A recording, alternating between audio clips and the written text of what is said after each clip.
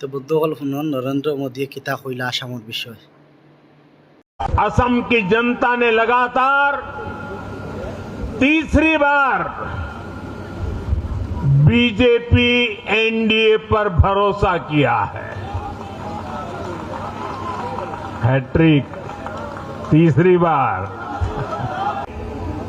प्रेरणा लेते हुए असम अपने विकास की रफ्तार अब और बढ़ाएगा।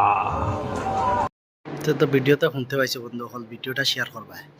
আর বিজেপি আবহাওয়াতেন লইয়া মানুষ যত কষ্ট করডা, এখন গড় বানাইতে মানুষ কত টাকা জমাইছে বা কত কষ্ট করছে, এর বাদে একবার তারা মানুষের দেয়া লাগে না, তারা মানুষের ঘর দুয়ার ভাঙি ফেলাই দেন আর বিজেপির ভোট দিতে হয়। ভিডিওটা শেয়ার হবে বেশি বেশি। असम की जनता ने लगातार तीसरी बार